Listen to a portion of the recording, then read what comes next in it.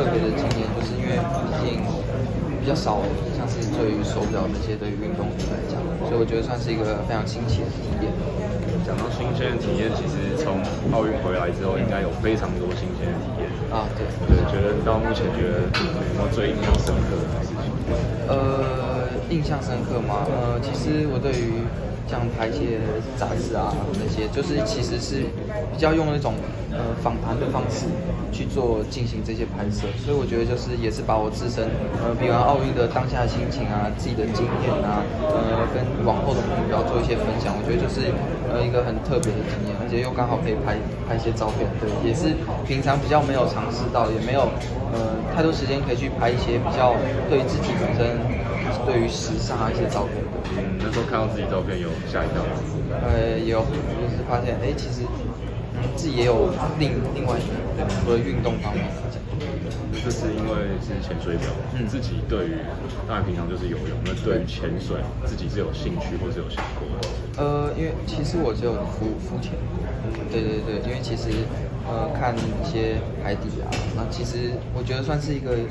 应该说，我以前有去浮潜过，然后在看一些海洋下面的时候，其实会让自己的身心灵非常的放松，对。然后刚好因为最近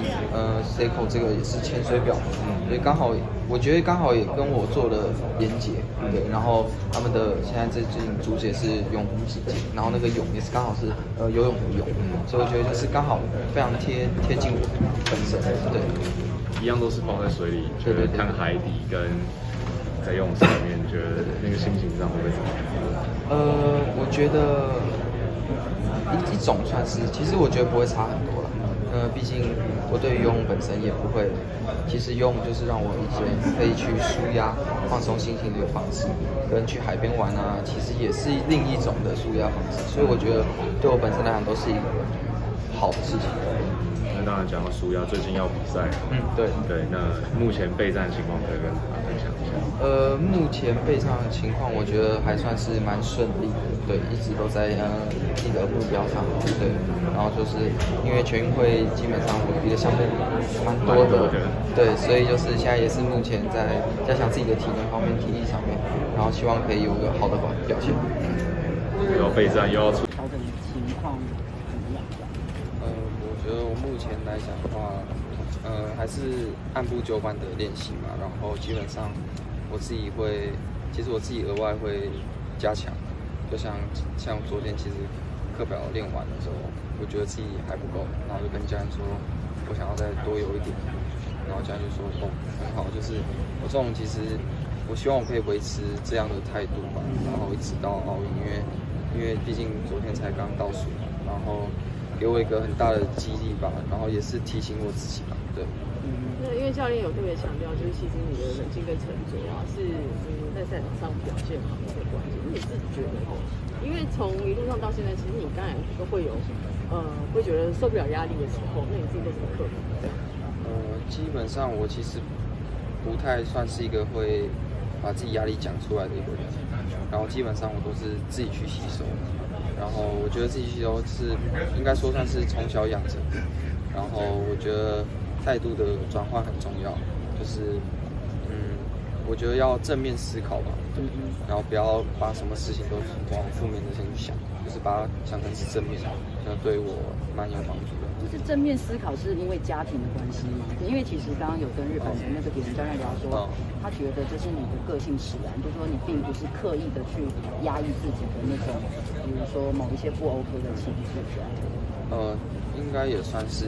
家人给我，因为家人其实给我算是一个关心，但是不会干涉到我的事情。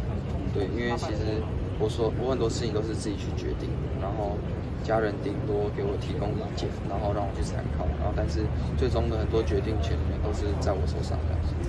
因为你从小三游泳到现在，其实你自己也知道你突破了一个历史，就是这几年来。那你觉得，其实纵观现在泳坛界的亚洲人啊，其实说日本、新加坡他们表现都不错。那你觉得台湾是缺少哪一方面？因为除了你自己之外，其实还是要提携后进。你觉得在在游泳这个项目上呢，你希望以后的台湾有什么样的成长？其实我想应该也不是算是游泳，我觉得所有运动员的选手都必须要有很好的自律能力，然后可以知道自己在做什么。因为其实我们台湾的训练环境也好，教练师资也好，其实不会输国外太多。像我们环境，像国训中心环境也都非常好，所以其实我们训练环境上不会比其他国家来讲还要输很多，也不是输很多，就是我们不会差很多。然后所以其实就最后就回归到选手本身，我们本身还是要自己付出的努力，然后多思考、多动脑，然后去用心的去做好自己每个专项运动。你自己是不是真的？